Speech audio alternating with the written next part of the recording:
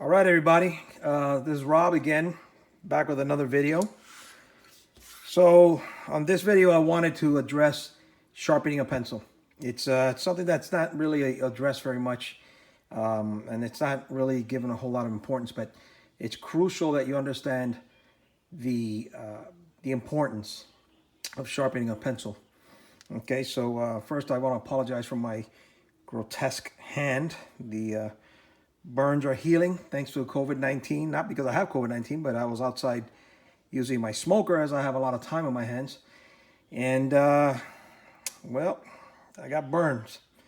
I used way too much lighter fluid, and now my children are laughing at me, and it hurts like hell.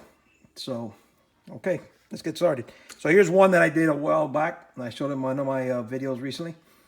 You can see it looks like a spear, right? Look at how long and thin that is. It looks like a spear. Okay, so this is kind of what you want to get going with right here. And the numbers that I like to use, for those of you that like numbers, I always tell my students 1 inch of wood or more and 1/4 inch of charcoal or more. So you can see it's actually quite a bit more than 1 inch of wood. Okay, it comes down to about right here. And it's about 1/2 inch or so of charcoal. Okay, you don't need that much, but this is what I want to see. Something in that, you don't have to stay within those boundaries. Don't start looking for a ruler to measure. Okay, don't be ridiculous. It's just to give you a reference, a frame of mind to start thinking about. Okay, so about 1 inch of wood or more. Okay, not less, more, and 1/4 inch or more of the actual charcoal. Okay, and that way you'll have this long, thin spear. Now, why is this important? Well, if I were to lay this down on a surface, okay, I'm trying to look at the camera here. If I were to lay this down on a surface, look at how low I can go, and it's still charcoal, okay? It's still charcoal. I can get really low angle, and so I'm using a much wider base and covering a lot more area, and it gets a nice softer tone, okay? It just works. As opposed to using the manufacturer's cut, as you can see in this one here, it's very tiny. It's like 1/4 inch of wood and like a 1/8 inch or a little bit more of charcoal. Okay, so it's, look at that, that's tiny. That tiny little bit of angle, what happens is, same thing when I teach my students to shade, and again, this goes into graphite, same thing with your graphite pencils. So if I'm going to shade, look at, when I get down the same angle I was before, you can see it's wood touching my skin, not the charcoal pencil, right? I'd have to come up to a high angle like this. And so that can cause a lot sharper lines that you may not want. So it's really better, if you're gonna sharpen your pencil with a blade, is to make sure you put it at a low angle and make it long and like a spear, much like this one here. So I'm gonna show you how I sharpen using a razor blade. Now you're thinking, okay, well, why not just use the sharpener that came with the little kit that I bought, or my little kid's sharpener, or one of those electric sharpeners that you put in the hole and it does its thing, or one of those old school crank ones. The problem with those is pretty much every sharpener in the world ends up breaking your point eventually. And the reason for that is charcoal is very soft as opposed to graphite or anything else, okay? It's very soft, much like pastel. So it doesn't take a lot to break it. Now I use the HB Hard, which is not that soft, but it eventually does get to a point, especially like when you drop this, right? I wish pencils were square rather than round, because you think about it, they would lay flat on your paper or on your surface a lot better. So this pencil rolls off your desk and it falls on the floor. Maybe your point survives, but what ends up happening over time, because you're going to drop it more than once if you're as clumsy as I am, you're going to end up having little micro fractures inside that you obviously can't see. And then you're sharpening one day, and then you get to that little fracture that you couldn't see, and then your point starts falling out. So don't drop your pencil if you can help it, okay? That's a good way of doing it. There's a little trick. I don't have it done to this pencil, but you can actually put like a piece of tape, just fold it back on itself like so.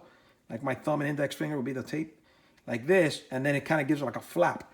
And the idea of that is that flap will kind of keep it from rolling off your surface. A cheap little trick, and it works. Okay, so you can use whatever sharpener you like. I do have an electric sharpener sometimes when I'm in a bit of a hurry, or something like that. But I rarely use it. I normally go to my go-to sharpener is a razor blade. And I like these right here. Very cheap, just a couple of bucks at Lowe's or Home Depot. You can get like a pack of 10 for like, I think they're $2 or something. And it's got the little rounded edge, so it's comfortable on your hands, you know, so you don't cut your finger. And then the blade there. And then you can see mine is old. So how do you sharpen? So I come back about that much, you know, an inch or a little bit more. And then I just push forward. Notice I'm holding it, I'm right-handed. I'm holding it with my thumb and index finger, so the blade is away from me. I'm not doing this, okay? The reason you don't want to do that is because you're putting pressure down as you do that, right? Or away. And then you're pulling up sometimes with the pencil in your left hand like so. And so you're multiplying that force, and what ends up happening, you break the pencil tip, okay? So you're trying to sharpen this thing, not break it and break it and break it. So y'all see people do it, and they just, you know, 10 inches later, they basically got no pencil left, and they cut all their charcoal off because they keep doing this thing, okay? This is not a woodworking project. It's art. So we got to be gentle. This is what I found works effectively. My right hand basically holds and stabilizes the blade. I don't put it at a very low angle like this.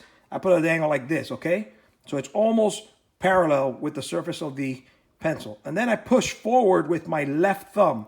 The only thing pushing this blade forward is my left thumb. As you can see here, see my thumb's doing this action, okay? Really slow, doing that. And what that does, it's very controllable. Okay, if you got a good blade, and I love these blades because they hold the sharp edge for a long time. Watch this. Here's another one. Boom, like that. Boom, here's another. And like that, I just keep twisting the pencil around in my hand, okay? This is just like anything else in art, man. This is a handmade thing. You need to take your time, okay? Sharpening a pencil is almost an art of its own. People struggle like crazy with this. I don't understand why, but now you got a video. Now you don't have to worry about it. So you just keep doing it. You see I took a few layers off. Then I just keep going. I go back to where I started, and I go a little bit more wood. And I'm always thinking long, thin, tapered spear. See that? And I'm pushing forward again with my left thumb, and I'm only stabilizing and holding with my right hand, using my right thumb and my right index. All it does is just, I'm just holding the blade. The blade is just doing this. My left thumb is pushing it forward, okay? This is a way of sharpening your pencil, whether it's graphite, charcoal, my pastel pencils.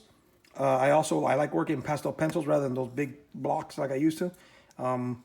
Same thing. I sharpen all pencil products in the exact same way.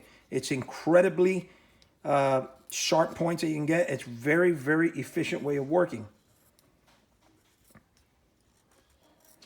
And so, keep going around. You can see as I've been talking in the last couple minutes, most of this wood is off. Remember, you want it about an inch or more of wood cut back, exposing a 1/4 inch or more of the charcoal tip. Okay, now I'm going around the edge where the wood meets the charcoal, and I'm inspecting, making sure there's no little traces of wood. Okay, and I'm just doing that to take it off, because those little traces of wood could then, if you don't, say it was going close to the tip and you missed it, when you lay this down to go shade, that wood is going to get in the way, and you're going to get these little scratches and blank marks, and it's just going to frustrate you. So just do this, and just inspect it. Turning around my hand, I'm just inspecting it, looking at it. I want a little bit more wood cut off. It's just a slow, take your time. Okay, I'm a little bit speeded up here in my process, only because I want to make sure that, you know, I get this done. It's not the most exciting video in the world, I understand that, but, you know, this stupid little video about sharpening a pencil, you'd be amazed how many times I get asked about, Robert, how do you sharpen your pencil, when I teach in my class. Okay, so now we got that nice spear tip. Look at that. Isn't that beautiful? That long, thin spear. See that? That's perfect. This is ready to work, okay? But let's say that that's a brand new pencil, so the tip is it's very sharp, as you can see. It's very pointy. But let's say it was a used pencil on the tip. It wasn't a brand spanking new pencil. And the tip was, maybe it broke off, or it just wasn't as sharp. So let me go get my other tool. I forgot to get it.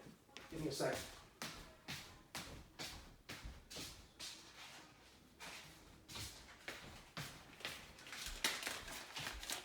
Okay, so I'm getting out my little Ziploc bag with my little sharpening box. I don't know, whatever you call this. Remember, I described this in my other video. And it's just screen sandpaper. You want the one that says fine.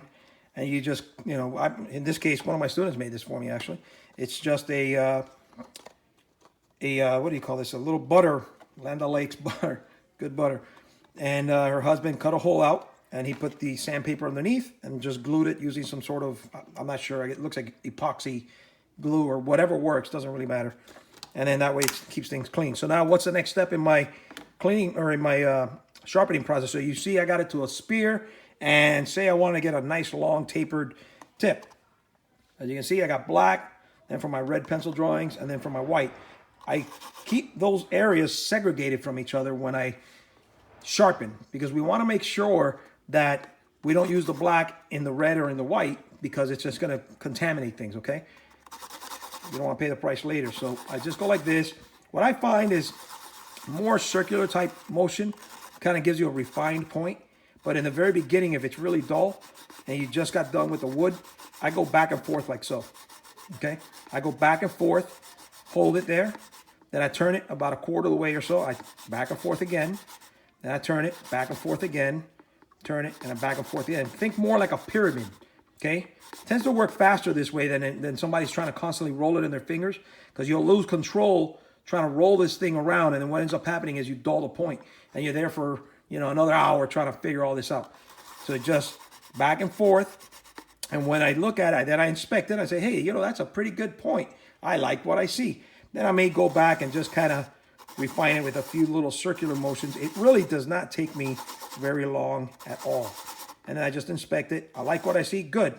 Once I like what I see, put that down. Then the next step is to get a napkin, okay? I forgot my napkin. You get a napkin, imagine my chamois was a napkin. Get a napkin, and then you're gonna blow this off, okay? You're gonna blow that dust off the tip so that dust doesn't, you know, contaminate everything else. So blow off the dust on the tip here. And then just, imagine this, my chamois here was my napkin. You just fold it in half and just kind of do this thing and just clean off that charcoal. You can see the fresh charcoal marks right there. And that's gonna prevent any of that loose charcoal from falling on your paper and just giving you more nightmares and more of a mess than you already have, okay? So I hope you like this video. Remember to subscribe, okay? For those of you that don't know, subscribing doesn't do anything where you're going to lose your house or lose your children or be enslaved or anything else. I got an older crowd sometimes that follows me, and they don't really quite understand. It just basically helps me out. And make sure you hit like. Okay, so I hope you enjoyed the video. I hope you learned something new. And stand by for more videos in the future.